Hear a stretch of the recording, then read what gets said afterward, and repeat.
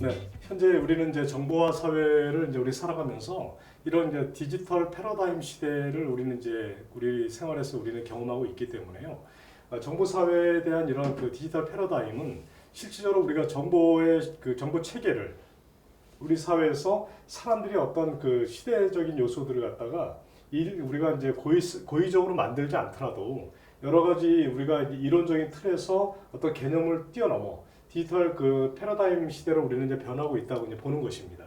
그래서 실질적으로 우리는 이제 정보화 그 패러다임은 그러니까 시간과 공간을 초월하는 그런 이제 그 상거래 시장으로 이제 우리는 상거래로 일단 이제 인식이 되고 있기 때문에 실제로 디지털 환경에서는 시간과 공간의 어떤 초월성을 넘어서 생산자와 소비자 간의 어떠한 그 통신망을 통해서 우리가 이제 원하는 직접 그 소비자와 그 생산자가 연결고리를 만들어가는 과정들도 만들어가고요. 그렇게 되면 하나의 그 중개 상인이 빠지겠죠. 예, 그래서 이런 그 실질적인 그런 이제 예전처럼 실제로 우리가 지금 이런 그 서비스 구성 요소가 뭐냐면 여러 가지 여러분들이 지금 많이 경험하고 계시던 이제 쿠팡이나 여러분들 그 우리 그 홈쇼핑 같은 거 여러분 많이 우리 이제 그 택배로 물건을 받잖아요. 그런 경우에도 이런 실질적으로 이제 우리가 물건을 주문하면 또 주문했을 때 새벽 배송을 통해서 우리는 바로 물건을 받아보지 않습니까? 그래서 실제 어떤 그 공간과 시간에 대한 이제 차이성을 예전처럼 느끼지 않고 글로벌한 그 시장 환경에서 우리는 전 세계에 있는 모든 그 환경 자체가 이제는 하나의 패러다임 구성을 통해서 이런 이제 다 그 행위가 이제 이루어지고 있다는 것이죠. 그래서 우리가 한국에 우리가 있어도 국내에 있어도 해외 마켓에 대한 그 시장 물건에 대한 구매도 가능하고 또 전 세계에 있는 지구상의 어디에 있는 물건이라도 우리는 인터넷을 통해서 구매할 수 있는 그런 이제 환경 체제가 돼 있지 않습니까? 그래서 이런 그 산업 간의 장벽이 이제 이제는 해체가 되어 있기 때문에 디지털 컨버전스를 통한 여러 가지 컴퓨팅, 커뮤니케이션, 콘텐츠가 모든 이런 구성에 대한 부분들이 정보 체계를 통해서 이제 변화하고 있다. 이제 그렇게 보고 있는 것입니다. 그래서 정보 사회에 대한 패러다임은 이 비즈니스를 통해서 이런 이제 그 부의 재분배를 갖다 이제 형성하고 있고요. 꼭 이런 기반은 실질적으로 인터넷을 통한 이런 산업 자체가 이 비즈니스 환경에서 이제 일단 체계적으로 만들어져 있다 이렇게 이제 인식을 하면 됩니다. 그래서 기업의 브랜드 가치를 실질적으로 이제 우리는 보게 되면 그동안 이제 애플이 이제 구글과 마이크로소프트 그리고 이제 아마존 이런 이제 뭐 페이스북이라든지 이런 이제 글로벌 그 서비스 환경을 갖고 있는 이런 플랫폼을 갖고 또 서비스를 진행했던 그런 이제 환경 자체들이 이렇게 하나의 그 디지털 패러다임을 이제 연결고리를 가져가면서 점차 이렇게 변하는 그 추이를 많이 보셨을 거예요. 그래서 실질적으로 이제 기업들은 제조 기반의 그 산업들은 이제 많이 도태가 되고요.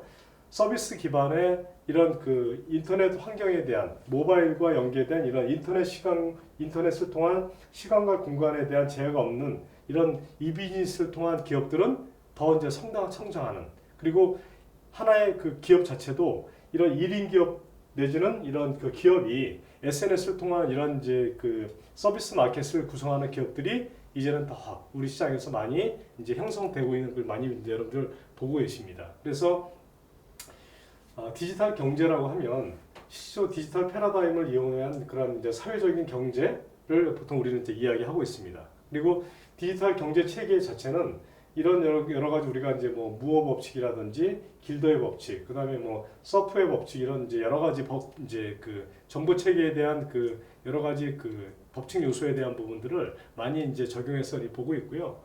보통 우리는 이제 메트칼프 법칙을 우리 많이 씁니다. 많이 이용을 하고 있고요. 그리고 메트칼프 법칙은 네트워크의 그 효용성을 통해서 이제 그 여러 그 네트워크 내에 있는 사람들이 수의 곱을 비교해서 계속 증가하는 요소를 보는 거예요. 그래서 가입자가 더 늘어날수록 더 거기에 대한 서비스와 그 경제 체계들이 더 이제 성장하는 구조를 갖다 보통 우리 메트칼프 법칙이라고 얘기하고 있고요.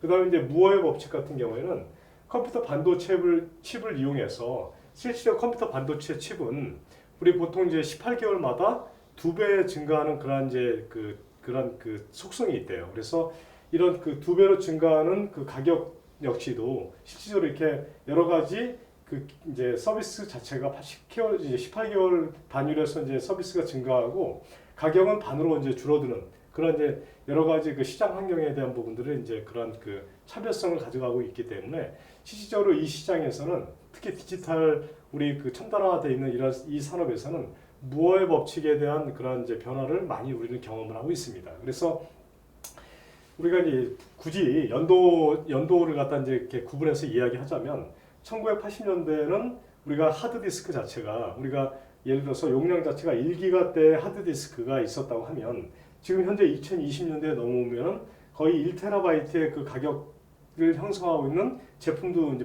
많이 나왔잖아요. 그래서 근데 가격은 더 싸다는 거죠. 그죠? 그래서 예전에 우리가 그 하드디스크 용량 자체가 1기가바이트에 대한 그 가격이 뭐 천차만별에 이렇게 비쌌던 가격들이 1테라바이트로 우리는 이제 지금 USB 개인용 USB도 이렇게 1테라바이트 이상 나와도 가격이 워낙 이제 저렴하게 나와 있기 때문에 뭐 지금은 거의 뭐 2만 원대 그 USB도 많이 있지 않습니까? 그만큼 시장이 이제 형성이 돼 있다는 거예요. 가격은 더 싸지고 용량은 더 커진. 그게 이제 무어의 법칙에 그 근간을 둔 그런 이제 그 경제 논리에 대한 요소들을 이제 그렇게 이해를 하고 있습니다. 더군다나 이제 길더의 법칙 같은 경우에는 앞으로의 그 통신 시스템에 대한 대역폭이 12개월마다 이제 3배씩 증가한다고 이야기하는 거죠. 그래서 길더의 법칙은 실제로 지금 이제 보게 되면 우리가 이제 최근에 5G 서비스를 이제 이야기 많이 하고 있는데요. 앞으로 이제 우리가 지금보다 더 완벽한 이제 우리 4차 산업보다 더 이제 뛰어난 우리 그 첨단 산업으로 우리는 이제 넘어가게 되면 사실은 지금의 5G 서비스가 또 안 되거든요. 그때는 이제 양자 시대로 넘어가기 때문에 이런 이제 길더의 법칙을 이제 이용한다고 하더라도 실제로 아까 여러분 이제 동영상 보신 것처럼 앞에서 동영상 보신 것처럼 실질적으로 앞으로 2025년도가 되면 지금 우리가 이제 그 길더의 법칙 논리를 이제 우리는 적용한다고 하면 지금 5G 서비스 갖고서는 이제 또 이 앞으로의 미래 산업은 더 지금보다 5G 서비스가 아니고 뭐 그다음에 이제 20G 또 아니면 30G로 넘어갈 수도 있는 것이죠. 그래서 그런 이제 향후에 그 통신망 서비스도 꽤 이제 변화를 할 거라고 이제 보고 있고요. 그다음에 서프의 법칙은 데이터베이스가 인터넷에 이제 연동되어서 이제 조회 입력을 통해서 이렇게 우리가 이제 가져가지만 앞으로 이제 빅데이터를 통한 이런 그 우리 산업은 벌써 넘어왔기 때문에 이런 서프의 법칙은 데이터베이스의 그런 그 이제 가치 창출에 대한 부분들을 더 확대해서 가져가는 부분들을 우리는 이제 서프의 법칙이라고 보통 논리적으로 이야기하고 있습니다.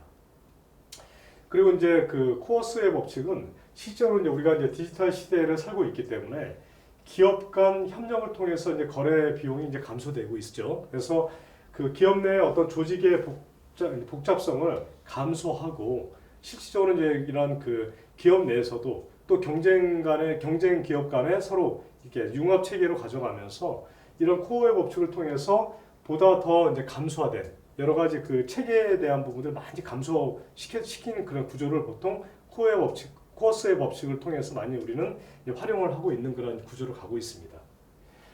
자, 우리가 이제 정보 사회와 이제 우리가 4차 산업혁명을 보게 되면 자, 우리는 이제 21세기 들어서 이제는 우리가 이제 로봇 시대로 이제 우리는 이렇게 들어왔잖아요. 그래서 인공 시대라고 우리는 이제 이야기했는데 벌써 IT 기술은 융합 시대로 우리는 이제 우리 생활에서 우리는 만족하고 그걸 이제 우리 이제 영위하고 있는 거예요. 그래서 4차 산업혁명 시대라고 이야기하는 것은 실질적으로 우리 산업이 로봇과 첨단화된 그런 이제 산업 기술이 이제 우리 생활에서 많이 이제 자리를 잡고 있고요. 4차 산업을 통해서 우리는 1차 산업에서도 4차까지 이렇게 쭉 넘어오면서 실제로 정보혁명에 대한 부분들은 이제는 우리 생활에서 일단은 기본적인 요소로 이제 가고 있다. 이제 그렇게 이제 보고 있는 것입니다. 자, 그럼 이런 이제 4차 산업혁명 시대에 대한 이제 정의는 우리는 앞에서 이제 제가 여러분들하고 이제 설명드린 것처럼 자, 4차 산업혁명은 뭡니까? 1차 산업은 실질적으로 우리가 증기 산업이라고 이야기했잖아요. 자, 2차 산업은 우리가 전기 시대예요. 그죠? 전기가 우리가 개발되면서 전기를 갖다가 통해서 우리는 이제 자동화된 그 산업 사회를 우리는 2차 산업이라고 이야기합니다. 그러면 이제 실제로 3차 산업은 우리가 컴퓨터 산업이라고 얘기하는데요. 컴퓨터가 개발되면서 우리 사회에 대량 생산 체계로 넘어오면서 모든 게 자동화 체계로 이제 바뀌는 체계를 우리는 3차 산업이라고 이야기하는 것이죠. 자, 4차 산업은 뭡니까? 인공지능 시대입니다. 그죠? 지금 그죠? 우리는 빅데이터, 클라우드 시기, 그리고 인공지능을 통해서 대량 맞춤 생산으로 이제 넘어온 체계를 우리는 4차 산업이라고 이야기하는 것입니다. 자, 따라서 우리는 이런 그 여러 가지 1차 산업부터 2차 산업, 3차 산업, 4차 산업에 대한 이런 그 요소들을 우리는 이제 경험하고 있고요. 4차 산업을 통해서 2000년대에 우리는 사물 인터넷과 빅데이터, 그리고 우리는 디지털 기술에 대한 융합 시대를 우리는 이제 살아가고 있는 것입니다. 그래서 그렇다고 해서 이렇게 그 산업 사회에 대한 요소들이 그렇게 많이 우리 시대적인 그 변화가 그만큼 먼 시대가 아니에요. 실제로 우리는 우리 여러분들 부모님 세대나 또 저희도 마찬가지지만 우리는 3차 산업과 4차 산업을 경험을 지금 하고 있는 것입니다.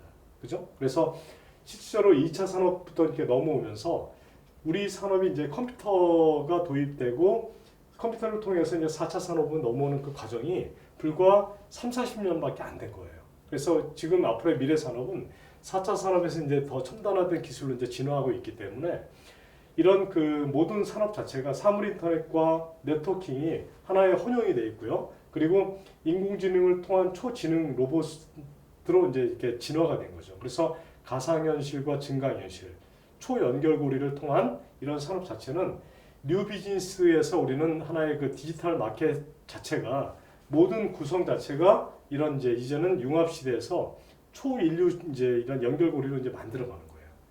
거기에 가장 핵심적인 게 뭐냐면 이런 사물 인터넷과 같은 IoT를 기반으로 한 사물과 사물, 사람과 사람, 그리고 사람과 사물이 서로 이렇게 융합되는 시대에 우리는 이제 살고 있기 때문에 인터넷에 대한 초연결고리를 통해서 기술이 그만큼 더 진화할 거라고 이제 우리는 인식을 하고 있는 것입니다. 따라서 이런 이제 가치 사슬을 통해서 그동안 우리는 어떠한 그 뭐 농촌, 그다음에 어촌, 또 우리가 이런 그 가치 창출에 대한 요소들이 도시와 농촌이 이렇게 구분되었던 시대에서 이제는 하나의 구성 요소가 이제 이렇게 연결고리로 가고 있듯이 우리는 어떤 그 제품을 설계하고 생산하고 유통, 판매 과정 자체가 이제는 하나로 원스톱으로 그냥 넘어가는 거죠. 그래서 직접 그 제품을 만든 사람이 공급자가 직접 판매자한테 직접 거래를 할 수 있는 중간에 유통 과정이 이제 생략되는 구조로 이제 넘어온 거죠. 그래서 4차 산업혁명 시대에서는 설계에서 유통, 그다음에 생산 구조로 이제 바로 넘어오는 거예요. 그래서 개인 소비자가 직접 그 생산자한테 다이렉트로 연결해서 이런 구성을 직접 이제 만족하고 또 우리가 그것을 통해서 직접 요소들을 갖다 이제 서로 이렇게 만들어갈 수 있는 구조로 만들어가고 있고요. 이런 이제 시장 자체는 양면 시장이라고 보통 이야기를 합니다. 그래서 실질적으로 여러 가지 공급자와 소비자의 그런 이제 경계가 이제는 예전에 이제 중간 상인 역할에 있던 그런 가치 사슬이 이제는 이제 무너지고요. 실질적으로 이제 소비자와 공급자 간의 이제 실질적인 그런 이제 역할이 이제 서로 이렇게 패러다임을 이루어서 가는 구조로 이제 변하고 있는 것이죠.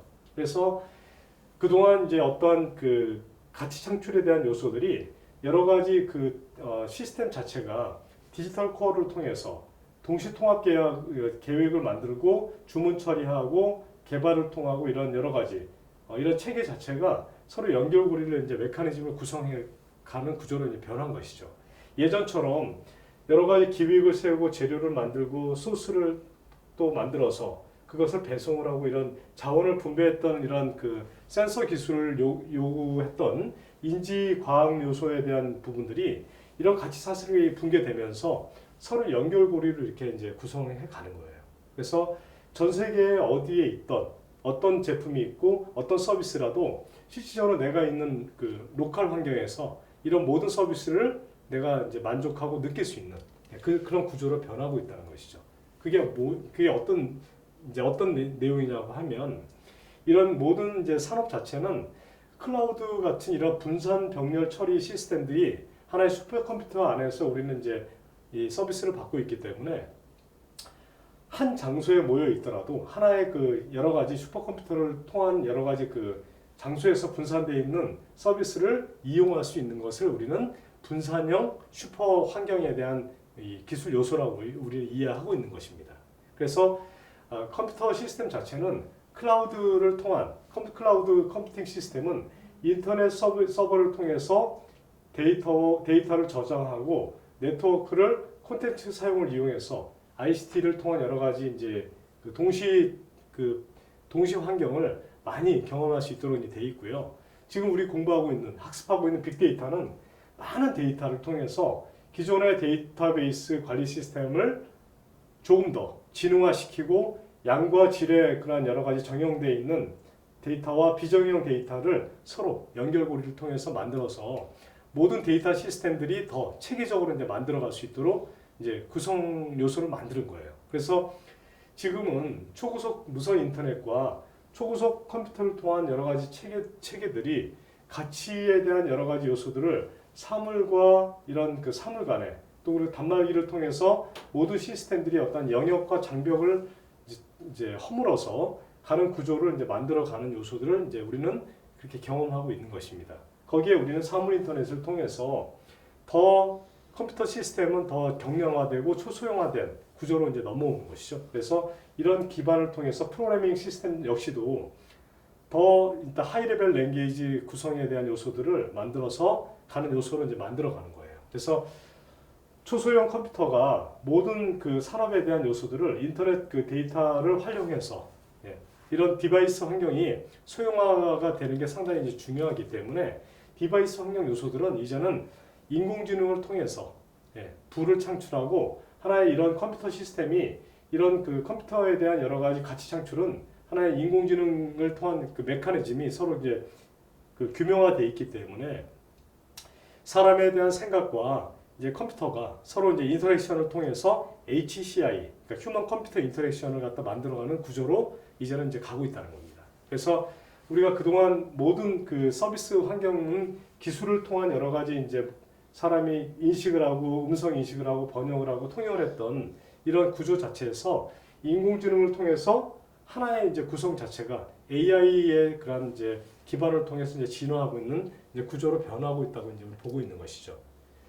자, 그런 이제 시대적인 변화는 자, 4차 산업은 이제는 우리 그 생활에서 일단은 어떤 그 속도와 범위와 이런 이제 요소들이 그동안 우리는 이제 전반적인 시스템 구성이 생산성 향상과 우리는 이제 체계적인 요소들을 기반으로 해서 어떤 개인의 소득이 이제 그동안 노동 집약적인 산업에서 이제는 4차 산업으로 넘어오면서 보다 더 이제 사회적인 그 요소가 우리 사람들이 생각할 때 노동력이 더 많이 들어가지 않고 실질적으로 사람들은 많이 이제 컴퓨터가 보급이 되고 앞으로의 미래 산업에 대해서 많이 이제 사람들이 걱정을 하고 사실 두려워하는 게 현실이거든요. 근데 4차 산업혁명이 이제 실질적으로 사람들이 이제 인식을 할 때는 부정적인 요소를 많이 이제 인식을 해요. 왜냐하면 사회적인 불평등이 있고 그리고 이제 빈부의 격차가 심할 것이다. 그리고 노동 시장이 붕괴됐기 때문에 더 우리는 더 무섭게 이제 생각을 하는 거예요. 그런데 그렇지 않습니다. 실질적으로 이제 생산성 향상에 대한 부분들이 우리는 이제 노동 집약적인 산업에서 이제 우리는 정보 사회로 넘어왔기 때문에 그동안 사람들이 생각했던 우리가 노동 집약적인 산업이 아니라는 거죠.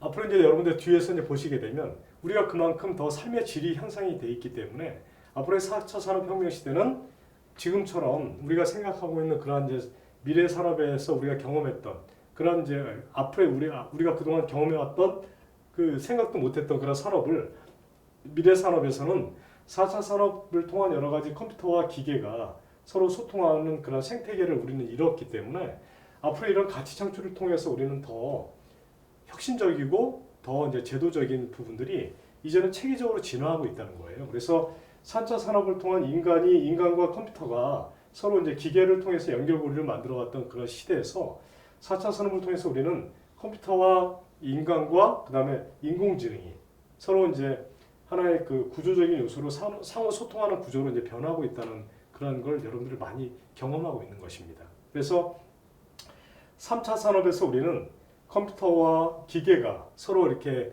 인간의 어떤 그 사람의 조작을 통해서 이제 이루어졌다면 4차 산업으로 넘어오면서 사람이 개입하지 않은 인간이 개입되지 않아더라도 컴퓨터와 그 기계 간의 그러한 이제 소통을 통해서 인공지능을 통해서 이런 그 시스템이 이제 구성 요소는 이제 변하고 있다는 요소로 우리는 많이 인식을 하고 있는 것이죠. 그러면 앞으로의 그 4차 산업혁명 시대는 어떻게 이제 진화가 되는지 여러분 잠깐 동영상을 보시면서 여러분들이 좀 이렇게 여러분들이 이해하실 수 있는 그런 이제 그 기반이 될 거라고 보고 있습니다. 잠깐 영상을 보시고 여러분들이 그다음에 이제 강의 계속 진행하겠습니다.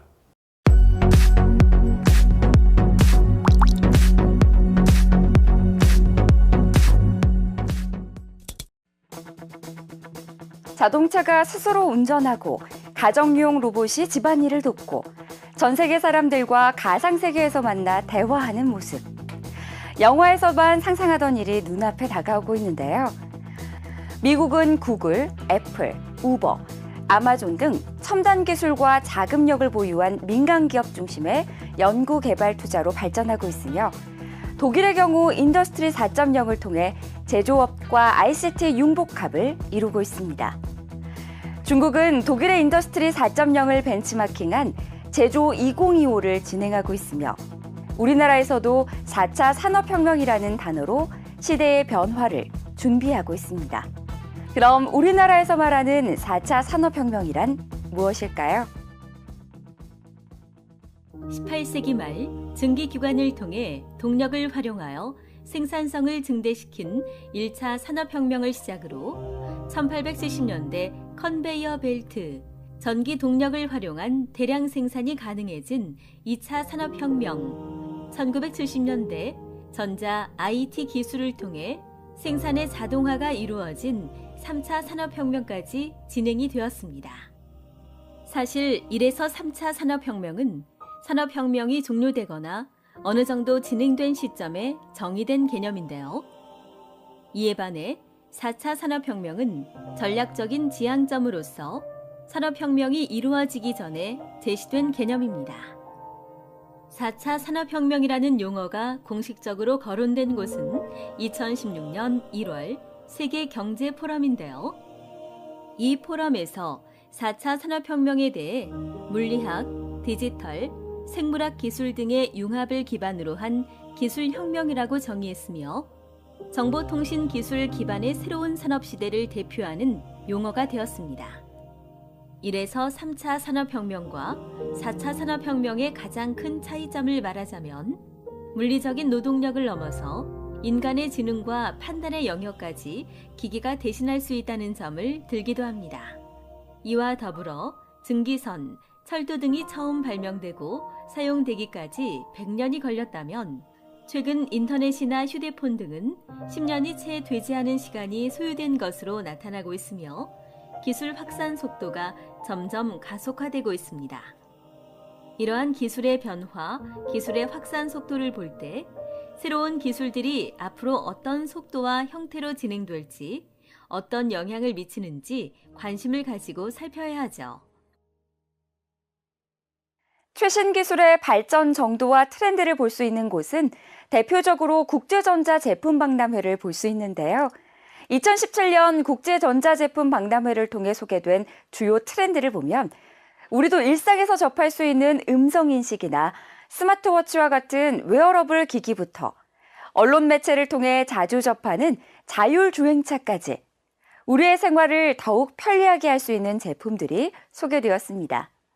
이 박람회에서 발표된 최신 기기 중 일부는 상용화되어 있기도 하고 일부 제품은 곧 사용할 수도 있게 될 것입니다. 공상과학 영화에서나 상상하던 기술들을 우리가 사용할 수 있게 되는 것이죠. 그러면 4차 산업혁명을 대표할 기술 분야에는 어떤 것들이 있을까요? 로봇 산업은 로봇 완성품과 로봇 관련 부품과 소재, 소프트웨어를 제조, 판매하는 산업을 의미하는데요. 그 중에서도 지능형 로봇은 인간을 모방하여 외부 환경을 인식하고 상황을 판단해서 자율적으로 동작하는 지능기계 시스템을 말합니다. 로봇이 점점 지능적으로 변화함에 따라 일상생활에서도 사람에게 도움을 주는 로봇으로 범위가 확장될 것입니다.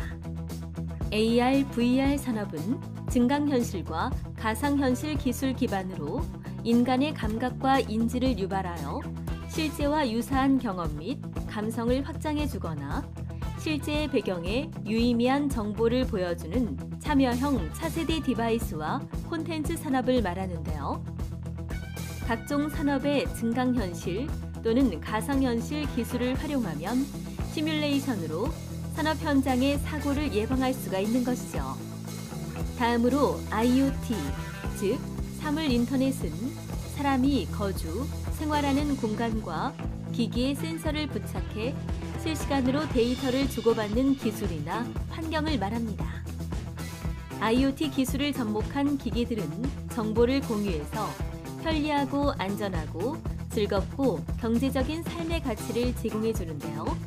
예를 들어 냉장고에 물이 식수가 부족하다면 냉장고가 직접 식수를 주문하는 것을 들 수가 있죠. 다음으로 드론은 무선 전파의 유도에 의해서 비행하고 조종이 가능한 비행기나 헬리콥터 모양의 비행체를 말하는데요. 처음에는 주로 군사용 목적으로 사용되다가 촬영, 레저, 산업 목적으로 사용하게 되었습니다. 최근에는 드론으로 물품을 배달하는 시대까지 오게 되었죠. 차세대 반도체는 4차 산업혁명 시대에 지능형 서비스 실현을 하기 위한 연산, 제어, 지능, 증폭, 변환 기능을 갖는 고성능 저전력 전자부품을 말하는데요. 스마트 기기, 로봇, 헬스케어, 자율주행, 전력 기반 자동차 등 스마트 경제의 본격화에 따라 이를 뒷받침하는 핵심 부품으로서 지능형 반도체 산업의 경쟁력이 산업 핵심 경쟁력으로 부각될 것으로 전망하고 있습니다. 마지막으로 바이오 헬스는 바이오 기술을 활용하여 생물체의 기능을 이해하고 더불어 여러 경로를 통해 제공되는 건강 의료 정보를 빅데이터화하고 이를 활용한 제품 및 서비스를 개발 발굴하여 막대한 부가가치를 생산하는 분야입니다. 그러면 우리나라의 4차 산업혁명은 어떤 상황에 있을까요? 5G 등 네트워크나 배터리와 같은 하드웨어 기술은 비교적 높은 반면 인공지능, 바이오 등 소프트웨어 기술은 선진국과의 격차가 큰 상황인데요.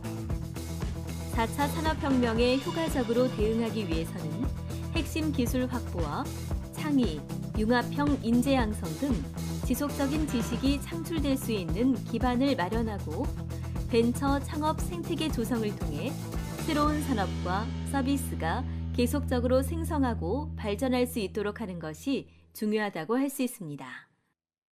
네, 여러분들 잘 보셨죠?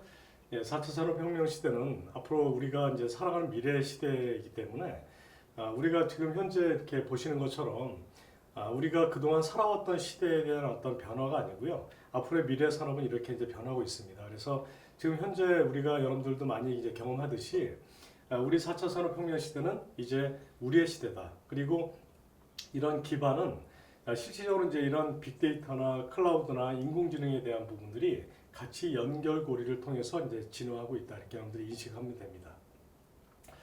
따라서 우리가 이제 이 비즈니스를 통한 이런 그 전자상거래는 실질적으로 이 비즈니스에 대한 요소들은 고객 창출을 위한 변화와 그다음에 시장에 대한 그 변화 추이 그리고 업무 처리 방식이 더 이제 향상되고 개선되고 그다음에 이제 변화가 이제 실제로 창조적인 요소를 통해서 네트워크를 통한 이제 관련 기술이 연결고리가 이제 만들어져 있기 때문에 실질적으로 이런 전자상거래를 통한 이런 이제 이 비즈니스는 우리 이제 그 환경에서 그만큼 이제 개념적인 의미와 전체적인 그런 이제 산업의 변화를 우리 이제 많이 이제 우리는 경험하고 있는 것이죠. 그래서 인터넷을 통한 이런 그 상품에 대한 판매와 전자상거래를 통한 이런 상품 전략은 이 비즈니스를 통한 이런 변화 추이가 실질적으로 이 비즈니스를 통한 이런 그 비즈니스라는 관점에서 보게 되면 하나의 그 전체적으로 전자상거래라는 그런 그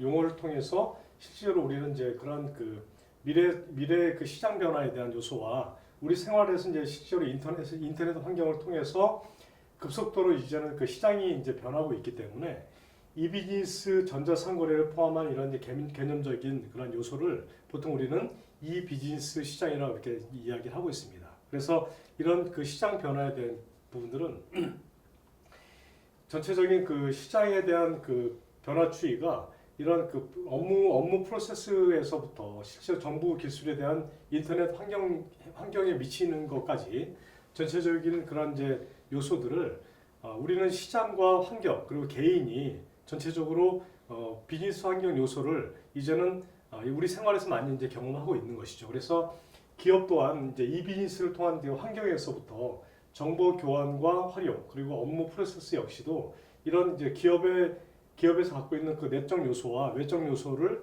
실질적으로 이제 전체적으로 고객의 관점에서 이제 바라보고 있고요. 그리고 고객의 눈높이에 맞춰서 이제는 비즈니스를 갖다 이제 그 설계하고 만들어내는 그런 구조로 이제 변하고 있는 것입니다. 그래서 전체적으로 이제 그 비즈니스 환경 자체는 전자상거래를 기반으로 한 이제 우리는 보통 이제 이커머스라고 이제 이야기하고 있거든요. 그래서 이커머스를 통해서 온라인 그 네트워크 환경 자체가 이렇게 이제 변화하고 있는 것이죠. 그래서 기존 상거래는 기업과 도매상과 소매상 그리고 소비자한테 이렇게 연결고리가 만들어졌다고 하면 전자상거래는 기업과 소비자가 직접 거래를 하는 그런 구조로 이제 변하고 있는 거예요. 그리고 기존 상거래는 거래에 어떤 제약이 따랐죠. 그래서 일부 지역에서만 이제 판매가 됐고 그렇게 이제 우리가 이제 예를 들어서 농촌과 도시, 그다음에 농촌과 지방이 이렇게 도시와 농촌이 이렇게 구분이 되어 있었다고 하면 지금은 이제 이런 전 세계의 그 시장 자체가 전자상거래를 통해서 하나로 이제 이렇게 묶여져 있다는 구조라고 하는 것이죠. 그래서 영업의 시간이 제한됐던 그 이제 구조에서 24시간 언제든지 이제 그 물품을 구매할 수 있는 체계로 이제 변한 것이죠. 그래서 이런 구조 자체가 그동안 시장 환경의 어떠한 그 구성에 대한 요소들이 제약이라는 그 구성을 이제는 허문 거예요. 그래서 어떤 그 물건을 갖다 고객 입장에서는 특정 시간에 물건을 주문하고 그런 지연을 갖다 우리는 이제 당연하게 지연되는 부분에서 이제 생각했던 요소들이 이제는 이제 즉시 대응 체계로 넘어가고 24시간 이제 대응 체계로 넘어갔기 때문에 이런 이제 시공간에 대한 이제 어떤 그 장벽이 없어지는 개념으로 이제 인식하면 되는 겁니다. 그래서 결과적으로 이제 전자상거래는 결국 이제 이 비즈니스를 통해서 이제 형성이 되기 때문에요. 그래서 전체적으로 이제 비즈니스 환경 자체가 이런 그 현재적인 의미로서 우리가 이제 활용하고 있기 때문에 전체적인 요소 자체는 앞으로의 그 미래 산업에 대한 요소들은 이런 그 이 비즈니스를 통한 환경이 앞으로의 미래를 이제 그 잠식하고 가져갈 거로 이제 우리는 보고 있는 것입니다. 자, 이 비즈니스 특징을 보게 되면 가장 이제 중요한 건 그거죠. 단순한 유통 구조를 갖다 이제 만들어내는 겁니다.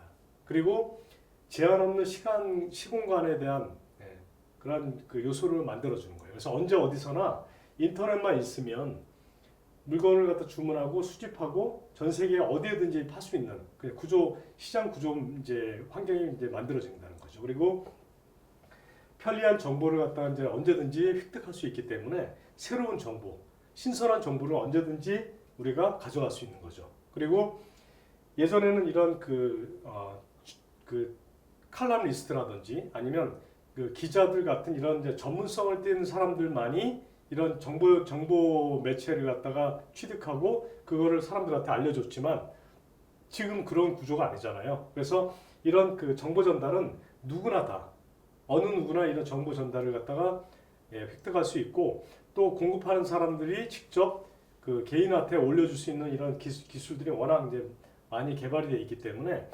1대1 마케팅이 이제 가능하다는 겁니다.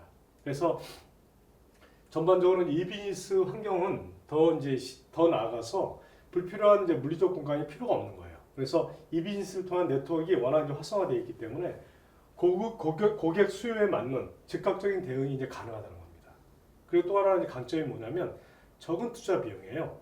예전처럼 이런 유통 구조가 필요 없고 적은 투자 비용이 들어가기 때문에 인터넷을 통해서 바로 이제 물건을 갖다 주문하기 때문에 그 생산자와 수요자가 직접 그 제품에 대해서 일단 공급 체계를 만들어가기 때문에 중간 유통 과정이 필요가 없는 것이죠. 그렇기 때문에 이만큼 시장 환경이 이제 변화하고 있는 것이죠. 그래서 앞에서 이제 설명드린 것처럼 이 비즈니스는 전체적인 경제 논리를 우리가 이제 굳이 이야기하자면 경영학과 그다음 뭐 회계학이라든지 통계학이라든지 여러 그 프로그래밍 프로세스 자체가 전자상거래라는 이런 이제 그런 과정을 통해서 직접 비즈니스 메커니즘을 갖다 구성하고 있는 요소들을 우리는 이렇게 하나로 엮어서 이제 가고 있는 요소들을 이야기하고 있습니다. 엄밀히 보면 전체적인 마케팅 구조라든지 뭐 재무, 회계 이런 부분들이 분류가 되어 있지만 전자상거래 안에서는 이런 이 비즈니스를 통한 요소들이 하나의 마켓 구조를 일단 만들어 갖고 있기 때문에 전체적인 그런 이제 그러니까 학문적인 요소 자체도 이 비즈니스 안에서도 하나의 통합 구조로 이제 만들어 가고 있다는 것을 여러분들 이제 많이 경험하고 있는 것입니다. 여러분들 이제 이 비즈니스에 대한 요소들을 동영상 하나 보시면 여러분들 조금 더 이해가 이제 쉽게 아마 가실 겁니다.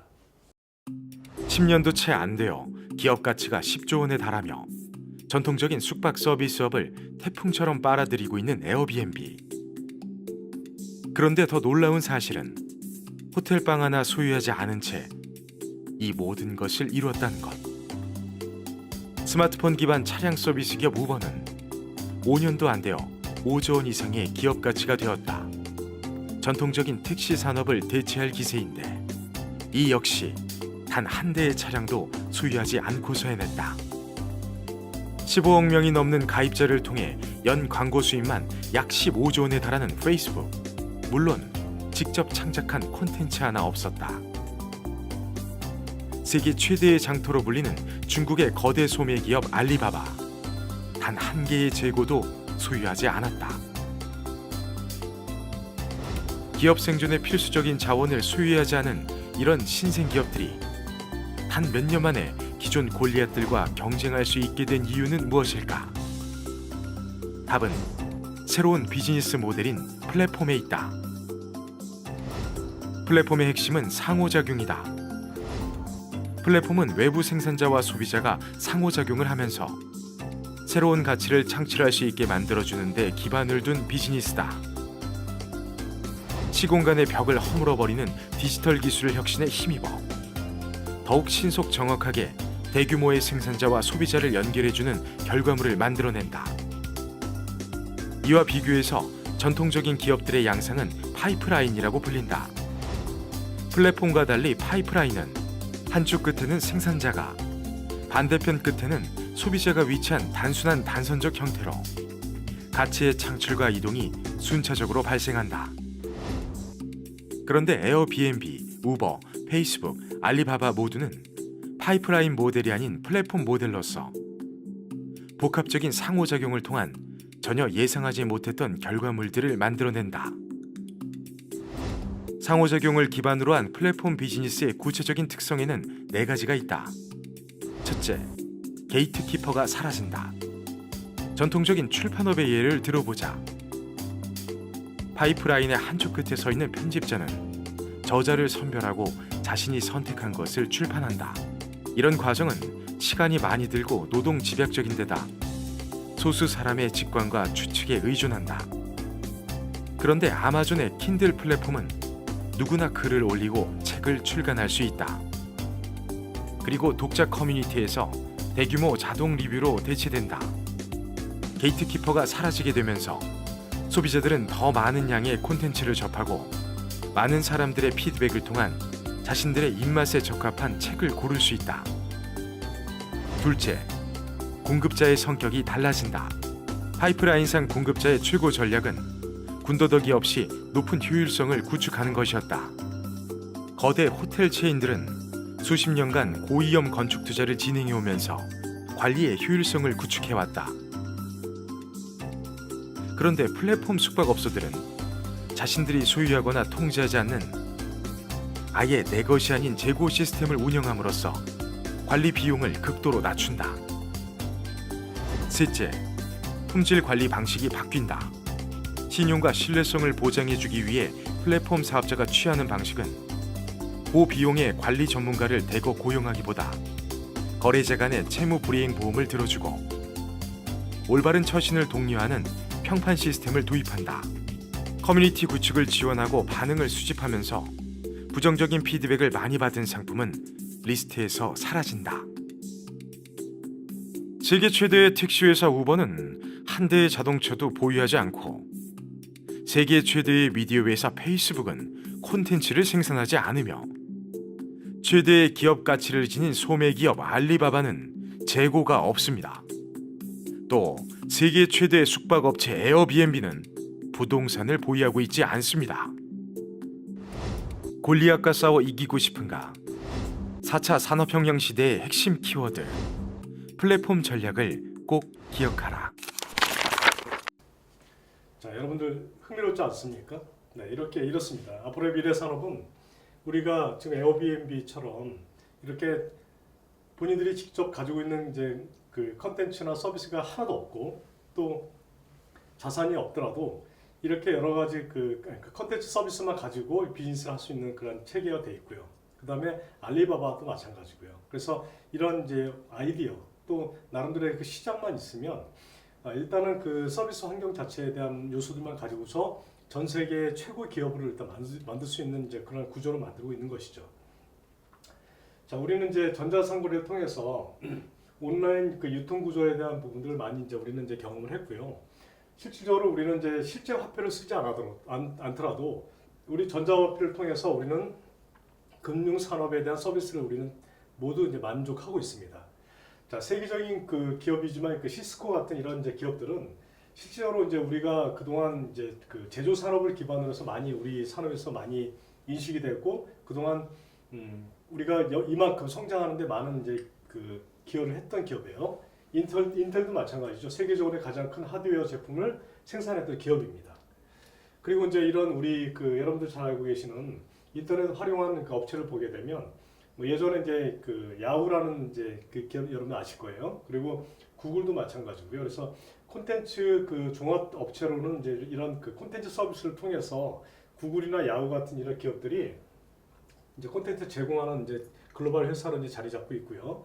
그다음에 이제 시장 그 조성하고 있는 그 업체 유형을 보게 되면 이런 이제 그 시장 조성 업체에서는 특히 이베이라든지 이제 찰스 스왑 같은 이런 그 기업들이 실질적으로 이제 거래 수수료를 이제 부과하는 이런 그 소액으로 이제 거래 수수료를 부과하지만 이 사실은 이제 그 거기에 가입되어 있는 회원 수가 많기 때문에 이런 기업들이 이제 그 세계적인 기업으로 이제 성장할 수 있는 이제 기반을 갖고 있는 것입니다.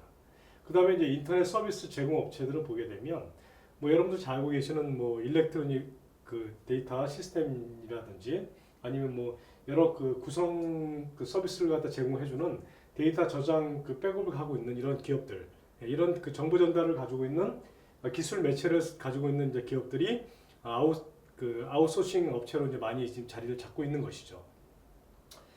자, 그다음에 이제 그 정보통신 중에서 이제 기간 통신 서비스를 제공해주는 이제 일반적인 그 기업들 보게 되면 뭐 인터넷 하부 구조를 이제 첫 번째 그 세분 시장으로 이제 해서 이렇게 만드는 기업들 중에서는 이제 버라이즌 같은 이런 이제 그 기업들, MCI 같은 이런 이제 그 기업들이 전체 이제 시장을 갖다 이제 장악해서 갖고 왔던 그런 이제 그 사례를 많이 갖고 있고요. 더군다나 우리가 이제 쓰고 있는 그 광대역 통신망 서비스, 특히 이제 웬이라고 얘기하는데요. 전국적인 이제 광대역 통신망 서비스를 제공하는 이제 그런 그 체계를 많이 만들어서 갖고 왔던 이제 기업들 중에 하나로 보고 있습니다. 자, 우리가 이제 정보통신 특히 이제 인터넷 접속 서비스를 제공했던 업체들을 보게 되면 보통 우리는 이제 그 인터넷 접속 서비스 제공 업체를 보통 우리는 ISP라고 얘기합니다. 그래서 인터넷 서비스 프로바이더라고 얘기하는데 그 소비자와 중소규모의 그 조직, 특히 이제 인터넷 접속을 통한 이런 권한을 갖고 있는 업체가 보통 ISP라는 이제 우리는 통용된 그런 이야기를 많이 하고 있습니다. 그래서 온라인 서비스를 제공한 이런 그 OSP 같은 접속 권한을 가지는 기업들이 우리 시장에 많이 벌써 이렇게 자리를 잡고 있는 것을 우리는 많이 봤고요. 그 대표적인 기업이 AT&T 같은 이런 이제 기업들, 특히 이제 T-모바일 같은 이런 회사들이 이런 그 정보통신 그 산업에 상당히 그 많이 시장을 갖다 이제 그 확보하고 있고 또 이런 그 플랫폼을 만들었던 기업들이 그동안 시장을 잠식해 왔던 게 이제 현 추세입니다.